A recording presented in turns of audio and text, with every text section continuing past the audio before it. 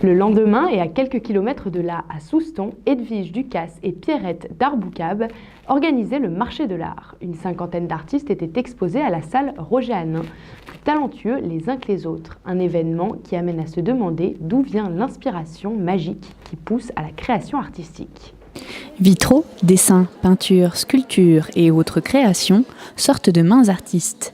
La création d'un tableau, par exemple, peut se faire lors d'ateliers conviviaux.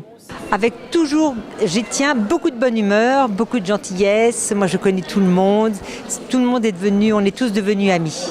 On se retrouve, mais par contre, je suis exigeante. J'aime bien que chaque tableau soit bien fini. Ça fait plus de 20 ans que je les vois. Je connais maintenant mes élèves et je commence à connaître leur sensibilité. Par exemple, je sais qu'il y a des personnes qui veulent aller jusqu'au bout des choses et je leur laisse même pas le petit détail.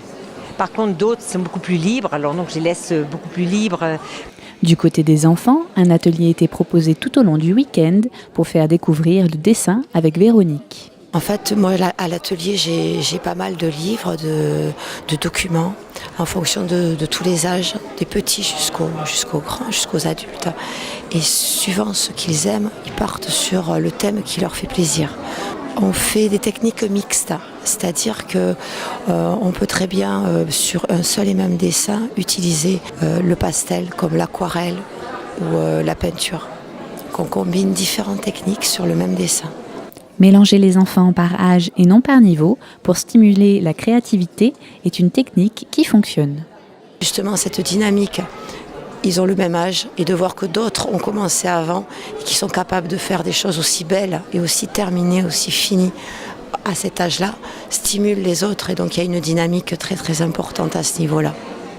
J'ai des enfants qui sont avec moi depuis 5 ans et qui ont énormément progressé, notamment les adolescentes qui ont commencé, donc elles avaient 13-14 ans, qui aujourd'hui sont majeures et qui partent, dont 2 cette année, qui partent aux Beaux-Arts. Je suis très très heureuse de susciter des vocations et c'est un énorme bonheur que d'échanger avec eux. Mais alors que certains prennent des cours, d'autres préfèrent créer en solitaire et le résultat n'en est pas moins de qualité. Alors, je n'ai pas fait les beaux-arts, je n'ai pas fait ce genre d'école, je n'ai pas pris de cours de dessin.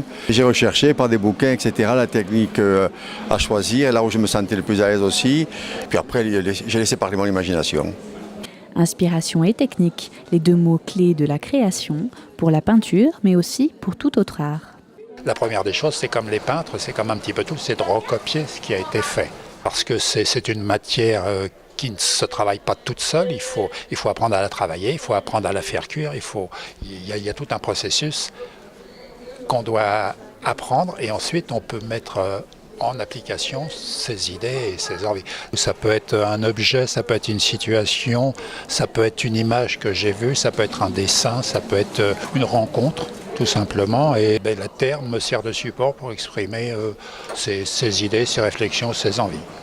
Il faut être disponible, ouvert à plein de choses au moment où on le fait. Et l'inspiration vient au fil du temps.